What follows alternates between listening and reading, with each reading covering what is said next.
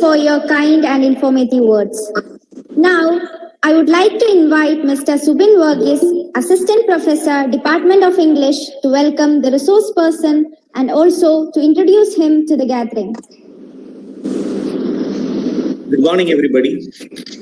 It is my proud privilege to introduce to you Justice C.N. Ramachandran Nair. He was a judge of the High Court of Kerala for more than 11 years. And after his retirement, he was appointed as the chairman of Kerala Dam Safety Authority, the post which he still holds. Simultaneously, he was the chairman of the 10th Pay Commission for revision of pay and pension of government employee and pensioners. And he also functioned as chairman of Police and Jail Reform Commission. And when he was a judge in the High Court, he was the chairman of the Kerala State Legal Service Authority, and he was the chairman of many commissions, and he was famous, and he is known to every Keralites because of the verdicts that he has done as in his tenure as the senior High Court judge.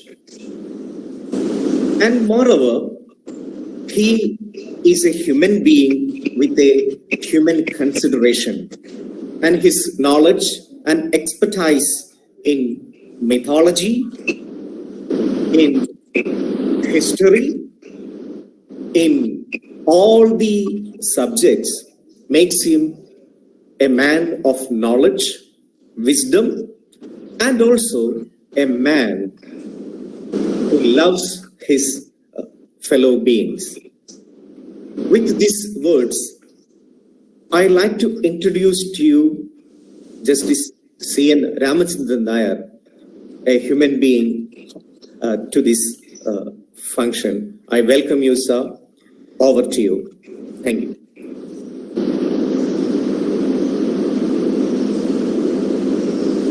Thank you, Subin sir. I am profusely overjoyed to take the opportunity to invite our resource person, Justice C.N. Ramachandran Nair, Chairman, Kerala Dam Safety Authority, to share his ideas and inputs on the topic Unequal Pay for Equal Work, the Social Injustice. Good morning to all of you. The young principal, Dr. Sunil Matthew, distinguished speakers waiting to talk on various aspects of the subject, organizers of the webinar, including my dear friends, Dr. Sandra George, participants, dear students and staff. I feel extremely delighted to be invited to talk in a webinar organized by Deva College, because I was a student there more than half a century back. Later, I left the college and joined St. Xavier's under the Loyola management. The principal there asked me, why did you leave Deva College? It was a very good college. I said, not that it was not a good college. I left for personal reasons. Now, the difference I noticed was women got equal treatment in Deva College because it was a mixed college. But when I went to St. Xavier's, I found it a men's college. Though that was also a rural area in the beach of Tumba, with a lot of lady aspirants wishing to join, from ordinary families wishing to join the college. Probably they were denied the opportunity. I noticed the discrimination at that stage against women students. Whereas Deva College provided equal facilities to students for education. In fact, everybody knows, but for the college, Deva, which is there for over, I think, 54 years or so, many rural folks in and around Kuravilangad, higher education should have been a dream. At least I can confidently say there was no discrimination between male and female students in Deva Matha. I'm sure even after growing into a big college with several graduate, postgraduate courses, the college maintains its traditions and gives equal treatment to female students, female teachers and staff. I don't know what is the provocation for choosing this subject. Of course, this is a subject relevant all over the world. Injustice to women, equal pay for equal work, all those cries are heard even today. But so far as Kerala is concerned, I have a feeling women have a better edge over men. Out of 14 districts in Kerala, we have district collectors, 9 numbers of females. Majority districts are virtually, in fact, ruled by females. And among every private institution, I am staying near Software Park. So many in Trivandrum, so many private companies, software companies, I find more than half would be ladies. So far as Kerala is concerned, whether it be in government, whether it be in private sector, ladies have an edge over gents.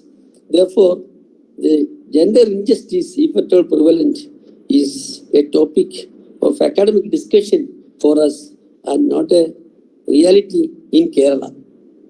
Of course, I am not able to rule out the chances of injustice to women in any workplace or denial of equal pay to ladies. Now, all of us know, women generally, until the 20th century, were confined to their houses. They were rearing children, bringing up children. Even in Western countries, I feel, I am of the view, I think even voting right in an advanced civilized country like England was given to ladies only in 1921 or so. So the freedom of women coming to public life is a phenomenon which started only in the late 20th century. Until then, everywhere women were ignored or confined to their houses, if not persecuted. Swami Vivekananda said, like a bird which cannot fly with one wing, a country cannot progress. It cannot achieve anything without men and women together. So it's like the wing of a bird, women folk. But our country, which is in existence for the last probably, as a country, I mean, as India, which is a creation by the British and after their rule, it has adopted a constitution. And the constitution gives all freedom, equal protection to women, and women are declared equal to men. But even after the constitution came into force 75 years back, still there were laws discriminating women in employment, and they were denied not even equal pay, even reasonable pay was denied to women. Women were actually persecuted and exploited all over India also. The traditional concept of women in India only was like foreign countries, was only household work. Everybody knows what Manu said, the notorious legal expert of ancient times, what Manu said about women. I will say what he said. Pido Rechidi, Kaumari, Patru Rechidi, Yavani, Putro Rechidi, Vartheki, Nastri, Swadandria, Arhadi. Women are never free. During their childhood and adolescence, they are under the protection of their father. And during their mature days, they are under the protection of husband. And once a husband is gone in old age, naturally first, the woman should be under the care of her son. And at no time a woman is free in her life, is what Manu said. Manu is the ancient Indian legal exponent. So this was the concept evolved in India and practiced actively by everybody, I should say. But times have changed. When the Constitution declared equal status and equal opportunity to all citizens in India, everybody knows that India comprised of, during the British, comprised of hundreds of princely states with a different religion, different practices, different rulers, following different custom and rules. So there has been rather unanimity everywhere that women were never in the hem of affairs, they were never treated equal or never paid equally. But Constitution was adopted by adopting principles from the American Constitution and from the past laws of India and following the principles followed by different civilized economies, including US and England. So the first is the preamble. Preamble itself declares equality of status and opportunity to all citizens. Next, we have the fundamental rights. I know the difference. I know all of you may not know the difference between fundamental rights and directive principles. While fundamental rights can be enforced through court of law, directive principles are only directives or guidelines to the government in making law.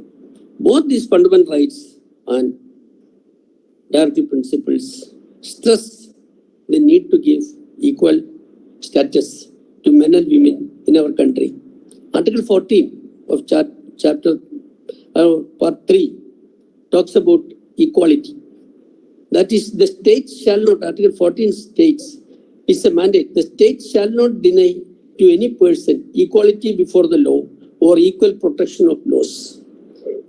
Specifically, the clause uses the term person that applies to both male and females.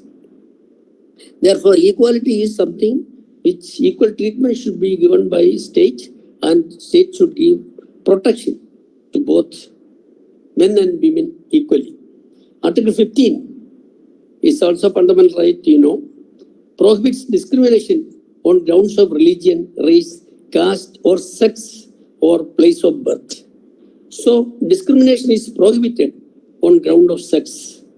Article 16, equality of opportunity in matters of public employment. No citizen shall be discriminated on ground of religion, race or on sex. Therefore, there are clear mandatory provisions in the Constitution which prohibits any discrimination made against ladies in regard to opportunity, in regard to employment, obviously in regard to wages also. Now let's look at the directive principles. Article 39D, there shall be equal pay for equal work for both women and men and women. There is a specific directive to the state. Directive principle, it is a guideline, it is a mandate authorizing state how to make law and how to implement it. There they say in 39D, there shall be equal pay for equal work for both men and women. Therefore, there is a mandate under the Constitution on the government while legislating to make provision for equal pay for equal work for men and women. Now, as a follow-up action, government issued passed the Equal Remuneration Act 1976. Equal Remuneration Act provides for equal pay for equal work for men and women, and it specifically prohibits discrimination on ground of sex in employment. So it's a comprehensive legislation. It provides for equal pay, not only equal pay for for same employment to men and women, it also provides for equal opportunity to be given in the matter of employment to men and women. The Act contains provisions defining, because there is a tendency among our people or among employers and among everybody to find devices to get our statute. So they will say, suppose wages should be equal, they can give allowances, but government will not allow any kind of manipulation or twist in the law through this kind of gimmicks. So they have defined what is remuneration in the widest sense. That is, remuneration is either payable in cash or in kind, and it is salary or additional emoluments or all kind of allowances are also covered. Therefore, under the pretext of giving allowances or other benefits, they cannot get over the mandatory provision of the statute, which provides for equal pay for equal or similar work under the same employer. So what has been now we are talking is sought to be achieved through legislation. Legislation has introduced a provision, even it is defined same work or work of a similar nature, and all kind of elaborate provisions are made therein, providing for punishment for violation, for remedial action, for correction of violations. Everything is comprehensive legislation provides for action against violations, punishment for violation, and therefore we, through legislation, the central government has declared what we are now today discussing. That's a grievance. That's a grievance of female workers, female people seeking employment against denial of equal pay to them for equal work. Now, apart from this, even after, I told you in the beginning itself, even after the legislation, constitution, providing mandatory provisions for equal treatment to women, equal pay for equal work, along with men, still we have been practicing all kind of system where women are discriminated in place of employment. Now, I'll tell you about some decisions, and now I should tell you also about the new legislation. The Code of Wages is now passed in 2019. That is a more comprehensive legislation, more elaborate, providing for equal treatment to women in workplace. Now the code has not come into force because rules are not framed by states. States are required to frame rules. So apart from the Equal Remuneration Act 1976, we have a new code which has also come into force, but rules are awaited from states, detailed rules. So there, so far as a legal framework is concerned, the constitution and the follow-up legislation provides for equal wages for women for equal work along with men. So there is on the legal side, on the theoretical side, there has been no violation or no problem at all. But one thing, if we look at some of the developments in the country, even long after the constitution came into force, one is the Muthamma's case. You would have heard about it. Muthamma's case. That is she was the first lady selected to the Indian Foreign Service. All of you will be aware of the civil service examinations held by government. Civil service examination held by the UPSC provides for selection of people in the IAS in the Indian Foreign Service, in the Indian Postal Service. In fact, you are the Postmaster General to address you. They have all written and passed that examination. So, Srimati Muthamma passed the IFS, but the UPSC chairman advised here, you don't go for IFS. It is a tough job for you, though it is not prohibited, we don't encourage it. However, she insisted that she should join the Foreign Service. She joined the Foreign Service, but the conditions at that time is horrible. The present women folk will take arms against it if it were to be there now. Once you marry, a Foreign Service lady decides to marry, then she will be at the mercy of the government. Government reserves the right to terminate her on marriage. Marriage was a disqualification against continuing in service.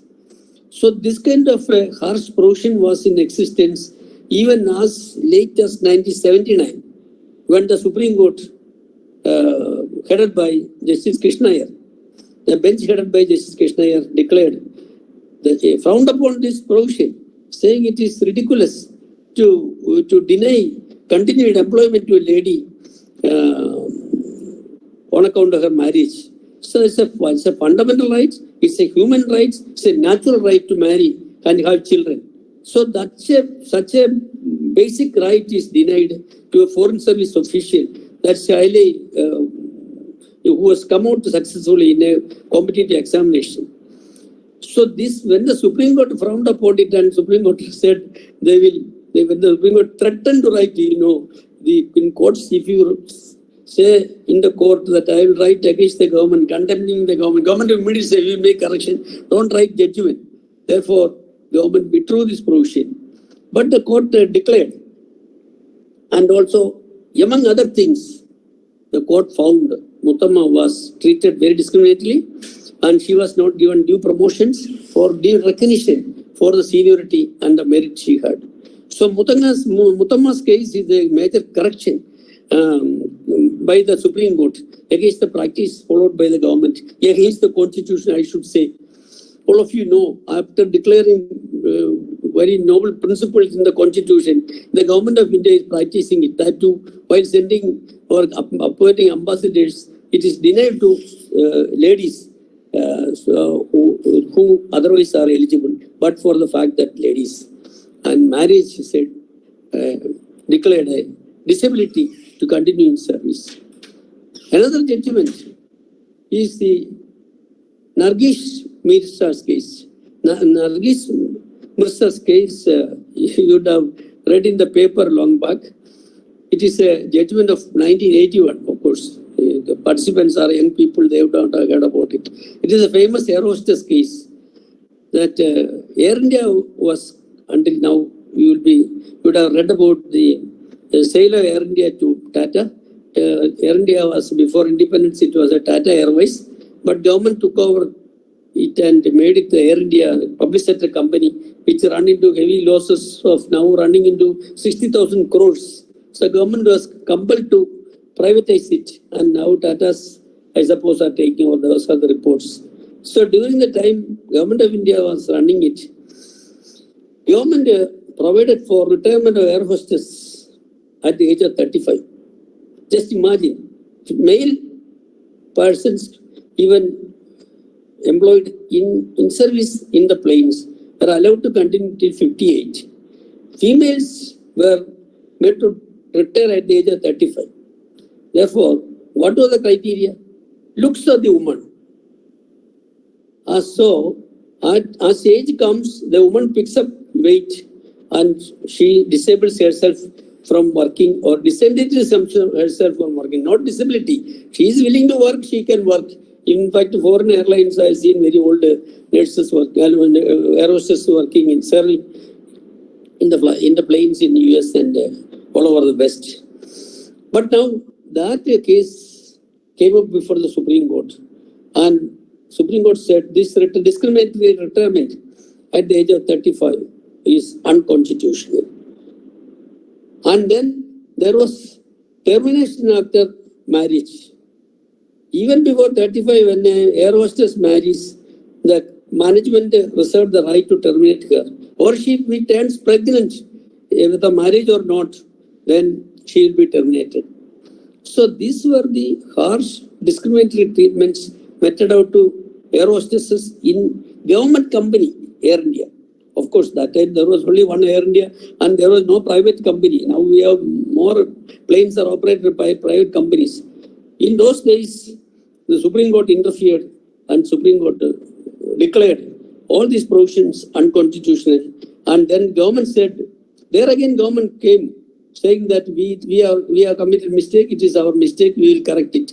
So thereafter, all these have been rectified and now air hostesses and other employees, female employees are at par with the gents in airlines. All over, not only Air India, every airline applies everything. Then another Supreme Court judgment on the subject of sexual harassment of women at workplace is the Vishaka's case. Vishaka's case is a Rajasthan case of 1997. That is one of the most important judgments on sexual harassment of women at workplace, where Supreme Court declared their entitlement for protection, minimum facilities in women's workplace, all kind of special benefits to be given to ladies, not only equal treatment, but special protection to be given to ladies in place of employment and to prevent sexual harassment. I'd say this is going on. This is a perpetual problem all over private sector as well as in government. Women are facing sexual advances from men, even the defense forces now. You know, we have now a lot of women getting recruited to defense forces. You would have read about the recent Supreme Court judgment where Supreme Court said they are entitled to commission to be posted as commissioned officers on permanent basis, and Supreme Court direction they are getting admission to Chinese schools even. At the recruitment stage, women are given equal protection or regard, and they are now allowed to join Chinese school. Also, no defense school. That is Indian Armed Forces Academy, and then become officers on permanent basis. So there in Vishaka's case, what happened was the child marriage is prevalent in North India, particularly in Rajasthan. Even today it's taking place is what people say. But Vishaka's case is a public interest litigation where another lady whose name is not relevant. She was working in the social service department and she prevented a child marriage by bringing to the notice of the officials that a child marriage is secretly arranged and that should be prevented. It is with her effort, this government officials' effort, that they prevented the child marriage. But as a result, this woman and her husband were apprehended by the culprits. That means those who relatives and those who organized the child marriage. On account of their frustration, they caught hold of them, and in front of the husband, that woman was raped, harassed, and then the public interest litigation came, seeking protection of women in this kind of environment. Supreme Court issued very elaborate guidelines to government, and on account of the action taken by Supreme Court, I understand that many got involved in this crime, got convicted even. So now we find that through several judgments, the Supreme Court has declared equality for women, their right for equal pay, for equal work, and their right to seek employment in all positions where probably on account of some reason or other, women's employment is prohibited or restricted. In fact, it is only a negative clause now applicable. Women are equal to men in respect of all jobs, whether it is the recruitment, whether it is temporary employment, whether it is permanent employment, and in regard to payment of wages. But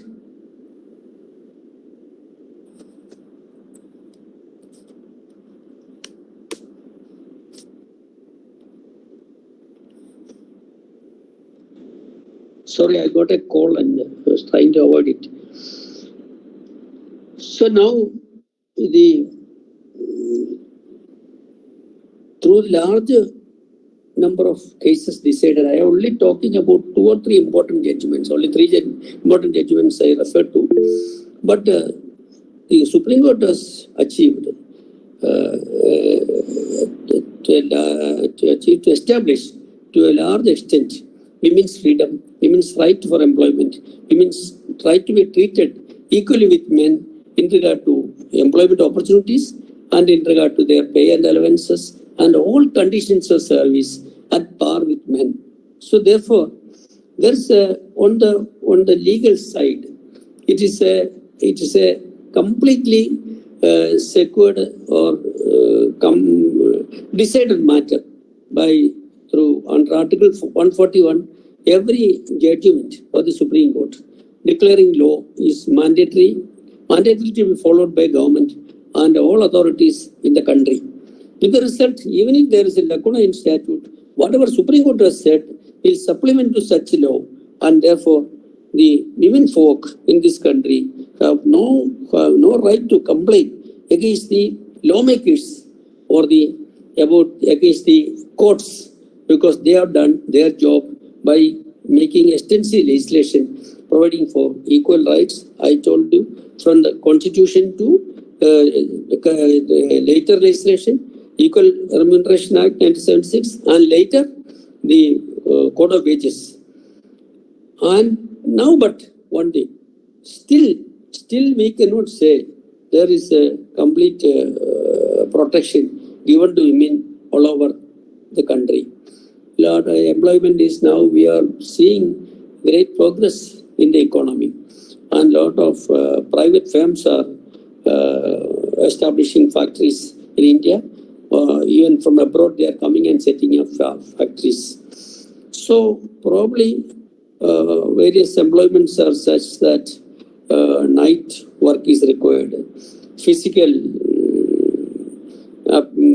strength is required for certain works, making it difficult for ladies to carry out work which only very strong and healthy man can do.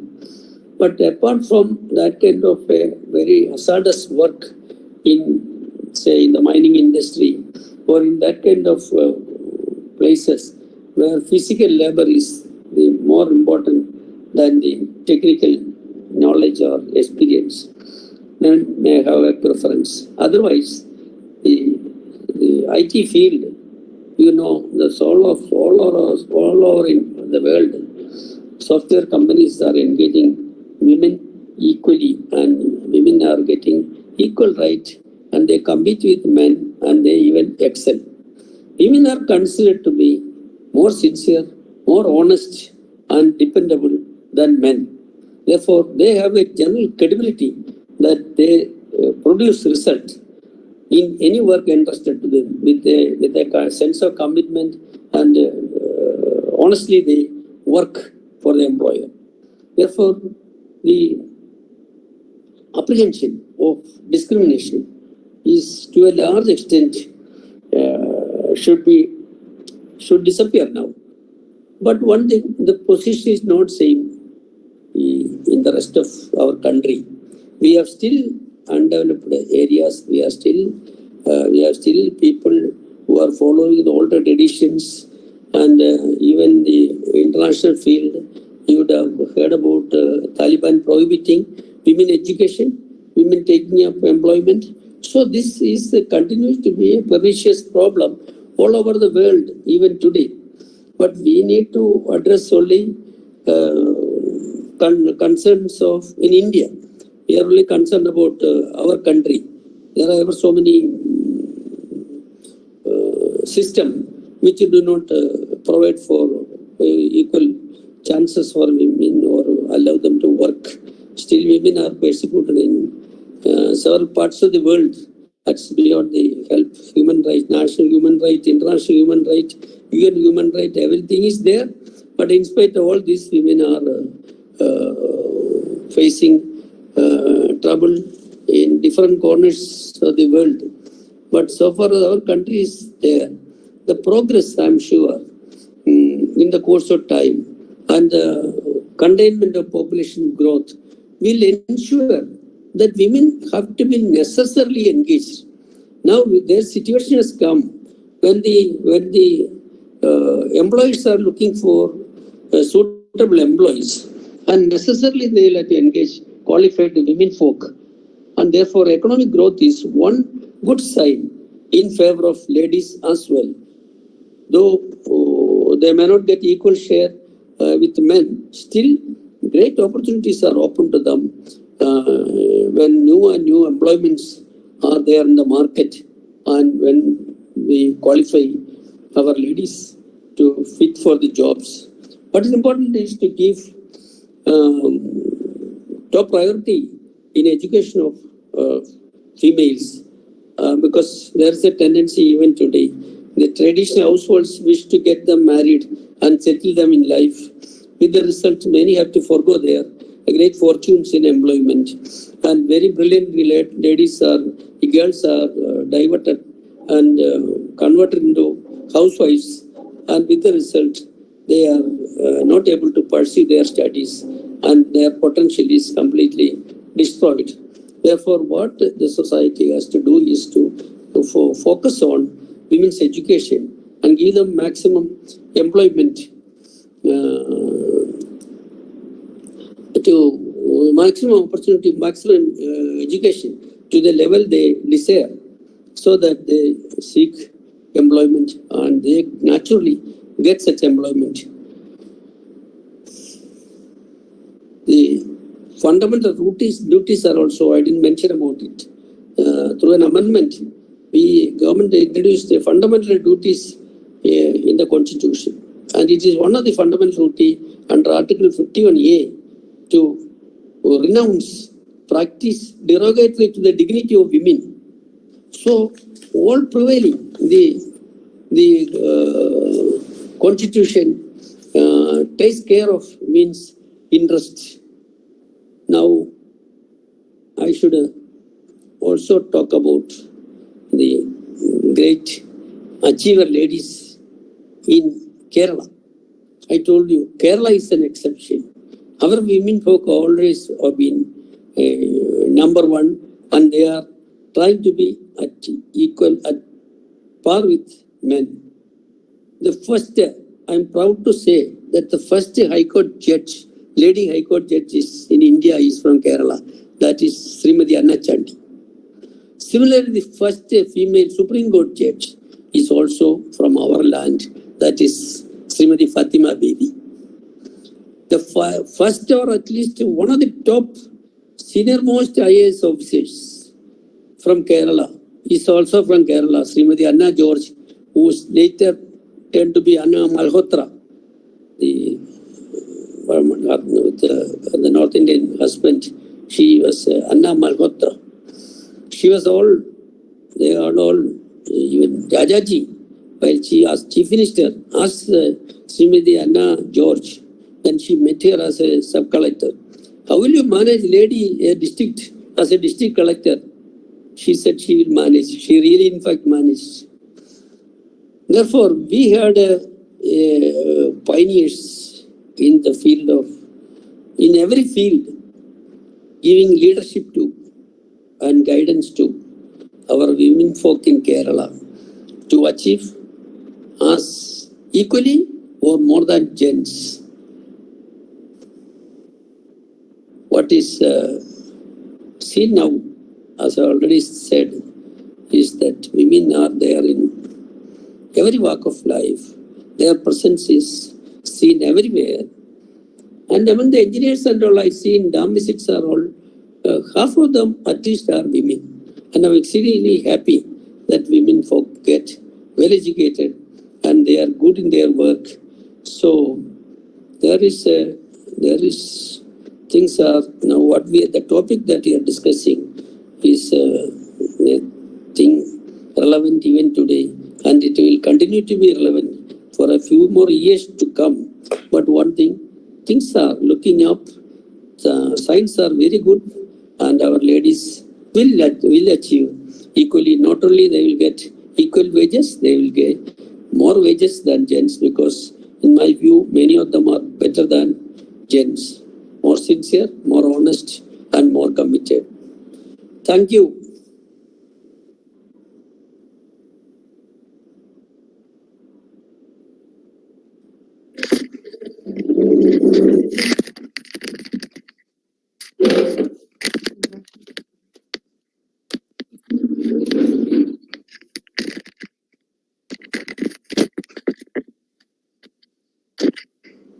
Thank you, Ramachandran sir, for an enlightening and entertaining presentation on unequal pay for equal work. I thank you from the bottom of my heart for taking time from your busy schedule to be the resource person at our webinar. It was a great pleasure to listen to your wise words and learn so much from it. Thank you so much. Now, let us start with the questions. I request all those who have queries or doubts to either unmute your mic and ask, or to text your question in the chat box and get the question answered. You can ask your questions in Malayalam as well.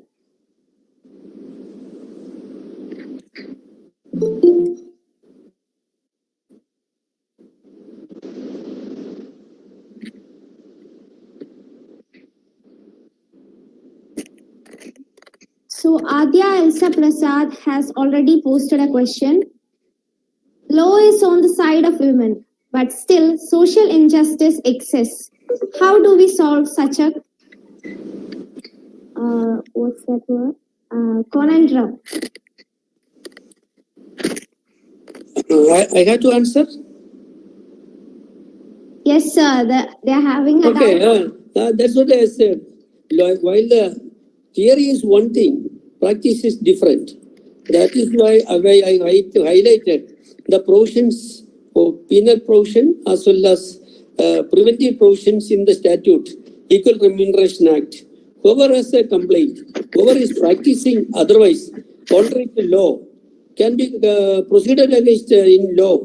See that our place, what is taking place? We are the Indian Penal Code. We have made every offence punishable.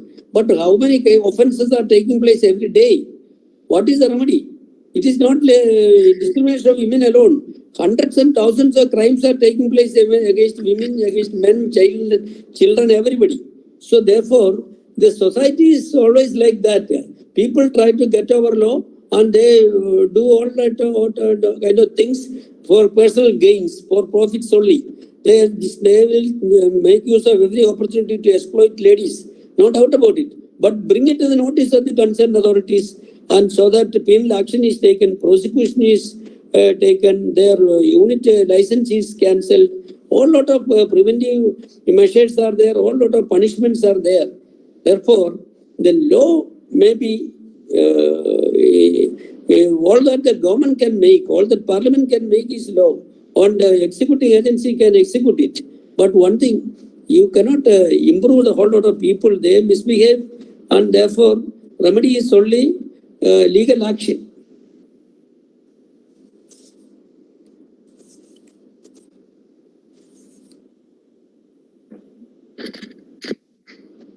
Thank you, sir. I hope Adya's doubt is cleared. Any more questions? Does anyone have a question? Okay, it seems like the talk was so clear that there aren't any questions. Thank you so much, sir. Thank you again. Can I quit with your permission?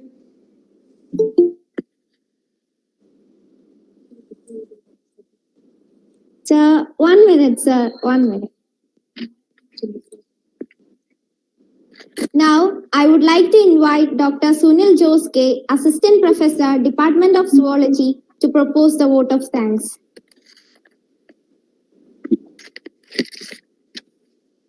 Honorable Justice C. N. Ramachandran Nair, Chairman, Kerala Dam Safety Authority, respected Principal Dr. Sunil C. Matthew, Sir Mariamma Thomas, other distinguished participants, dear teachers, students, and other participants.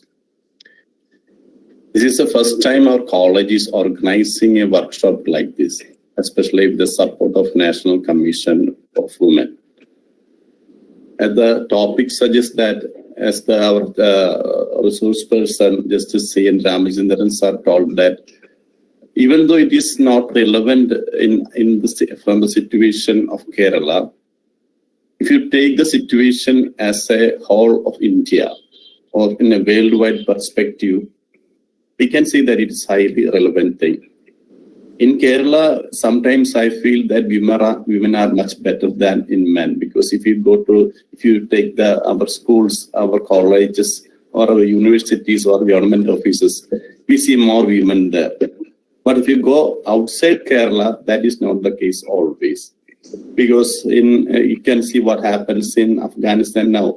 So in worldwide, all over, women are always denied equal rights, citing either the customs or some religion or due to some physical reasons, as the resource person has mentioned. And resource person, and when I was talking about the Justice C. N. Ramachandran Nair, I could see that he's a man with wise and justice with immense experience. He has been in service since 1975. I think he has delivered more than 46,000 judgments also. So you can imagine how much is his experience. Now today he has mentioned the practice of injustice, especially with regard to wage, and how how it was prevalent in government services by citing the cases of IPoS officers, air hostess, and sexual harassment. And he also mentioned that it is the duty of every citizen, a fundamental duty of every citizen, to provide equal wage for equal work. And lastly, he also mentioned about the women achievers from Kerala by citing the cases of famous women from Kerala. So we are really happy that we have the resource person today for speaking on a topic like this. And on behalf of our Deva College and Women's Forum, I would like to thank Dr. Justice C. N. Ramachandran sir for providing such a thoughtful and very detailed view of this topic. Thank you, Justice C. N. Ramachandran sir. Thank you. Now we have our principal here.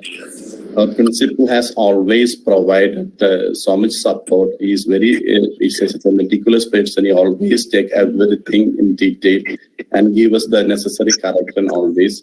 So on behalf of Women's Forum and Deva College, I also extend our principal our heartfelt thanks for his unfailing support and guidance.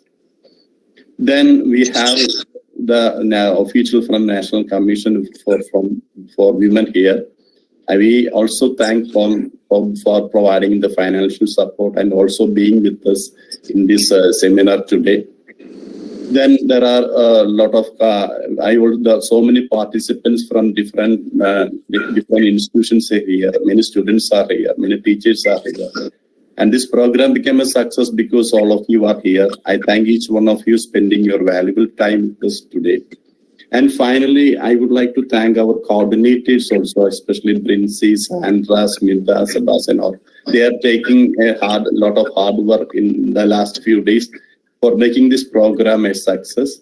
So, especially on behalf of Deva College and on behalf of every teachers and principals, I thank you all for conducting a good program like this. So, thank you all once again. Thank you, Sunil sir. I thank all of you for being a part of this talk. Thank you once again. The second part of the first session is at 10:50 a.m. on women at